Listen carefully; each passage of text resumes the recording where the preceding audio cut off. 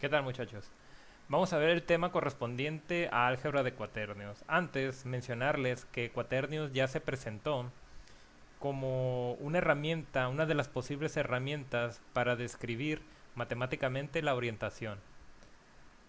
Ahora, como las intenciones es aplicarlo para generar transformaciones, por lo tanto debemos de conocer el álgebra que interviene en este tipo de herramientas. Para ello, lo primero que vamos a analizar será el cuaternio conjugado.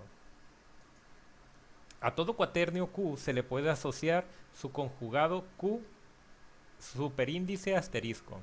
Cuando denotemos, esta sería la manera de denotar que estamos hablando del conjugado de un cuaternio Q, colocándole asterisco. La mayoría de los autores utilizan este tipo de notación, en que se mantiene el signo de la parte escalar y se invierte el de la vectorial. Si recuerdan, un cuaternio se compone de 4 elementos, donde esos 4 elementos se pueden clasificar como uno de ellos se determina que es la parte escalar y los otros 3 elementos, los últimos 3 elementos, corresponden a la parte vectorial. Bueno, pues se sugiere que el conjugado del cuaternio Q no sería más que invertir el signo de los elementos que intervienen en la parte vectorial, dejando tal como está en su estado original la parte escalar y solamente modificando el signo de la parte vectorial, como se puede observar en esta expresión matemática.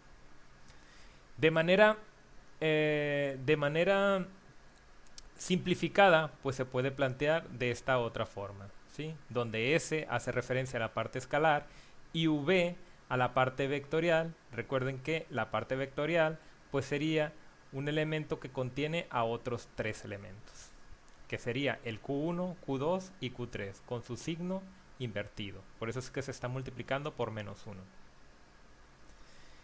Ahora, otra parte interesante que debemos conocer para que apliquemos los cuaternios es el producto de cuaternios. El producto de cuaternios Q1 y Q2, que va a ser muy útil para la composición de transformaciones. Recuerden que composición de transformaciones pues trata de encontrar un solo elemento, en el caso de matrices, pues una sola matriz que describía la aplicación conjunta de muchas transformaciones, de más de una transformación. Puede deducirse de la siguiente tabla.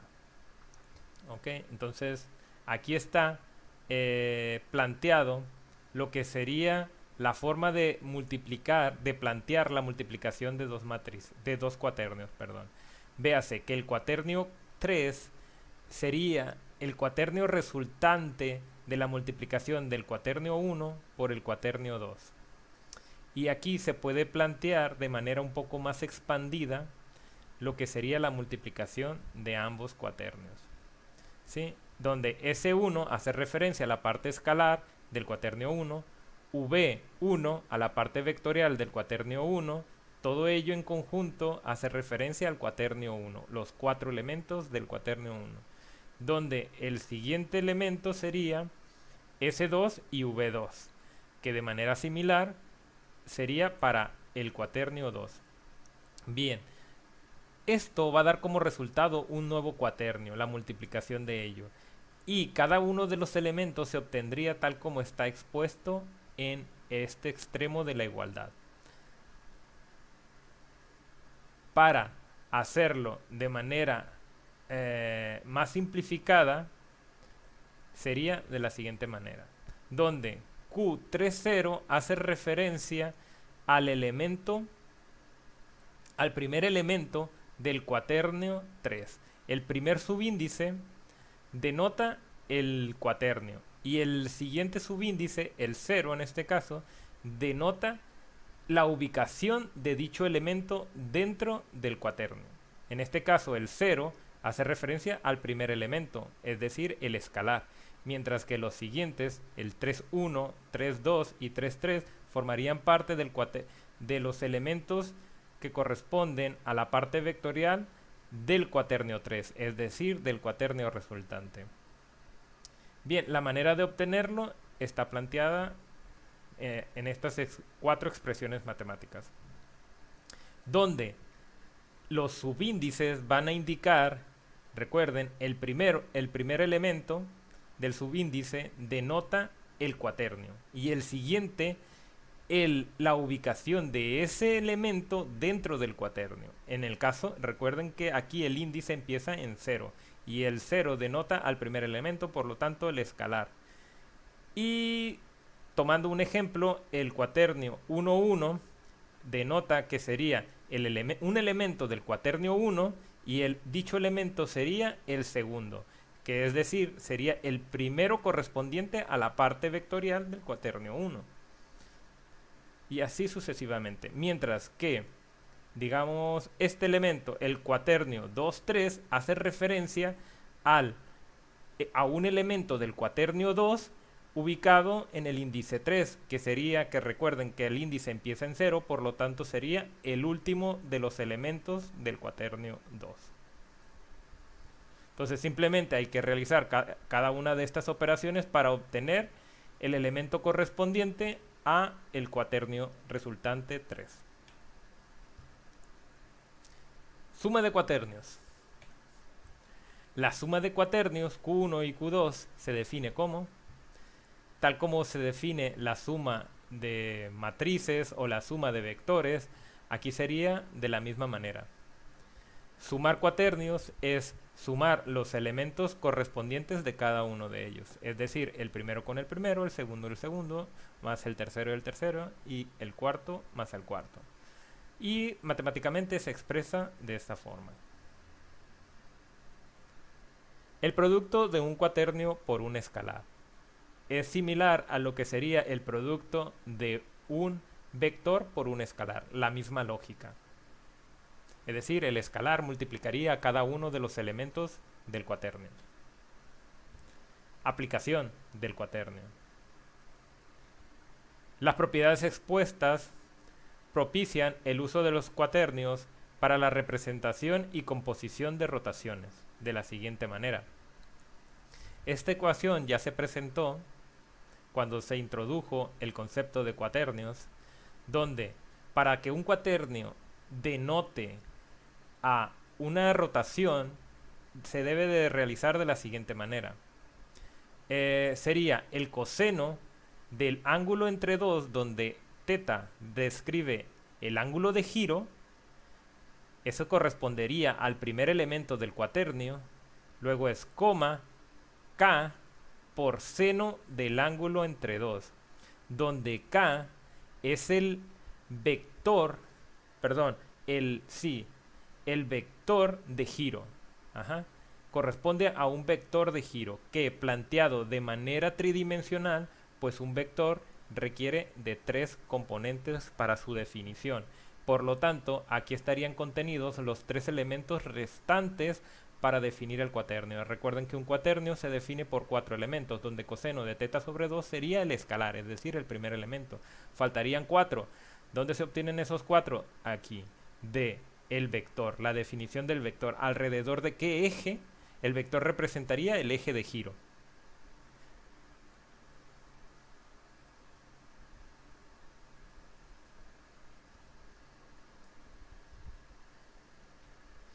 Veamos un ejemplo. Aquí se nos pide obtener el cuaternio que representa una rotación. Simplemente obtener el cuaternio que describe dicha rotación, sin necesidad de aplicarlo. Entonces, entiéndase ese detalle. Recuerden que debemos de separar la cuestión de representación y aplicación, donde aplicación se podría también plantear como transformación. Por lo tanto, aquí se nos da el ángulo de giro y el eje de giro, ¿sí? Donde el eje está planteado por un vector 3 menos 2, 1. Bien, si nosotros dibujamos este vector llamado U, podríamos obtener gráficamente esta flecha azul. Bien, sin embargo, para aplicarla en la ecuación que se planteó anteriormente que está expresada aquí, donde indico con el cursor, requiere k. K es un vector unitario, ¿sí? Entonces, ¿qué es lo que se debe de hacer? Obtener un vector con la misma dirección que u, pero que sea unitario. Y para hacerlo, simplemente hay que hacer esta operación. Al vector, dividirlo entre el módulo de u. El módulo, pues, se obtiene sumando los componentes del vector, es decir, 3 menos 2 y 1, donde cada uno debe de estar elevado al cuadrado, se elevan al cuadrado, se suman y se le aplica raíz cuadrada. De esa manera obtendríamos el módulo. Bueno, pues dicho módulo sería raíz cuadrada de 14 en este caso. Bueno, pues eso hay que dividirlo a cada uno de los componentes o plantearlo como un escalar que multiplica al vector k, al vector u. De esa manera se resuelve y se obtendría un vector unitario llamado k. Es el que debemos aplicar. Ese vector unitario k está descrito aquí en anaranjado. Describiría la misma dirección que u, sin embargo, su magnitud, es decir, su longitud, sería unitaria. Ahora sí, ya tenemos todo, tenemos el ángulo y el vector k, simplemente hay que sustituir y obtener los elementos, cada uno de los elementos del cuaternio. Bien, eso está planteado en esta última expresión matemática.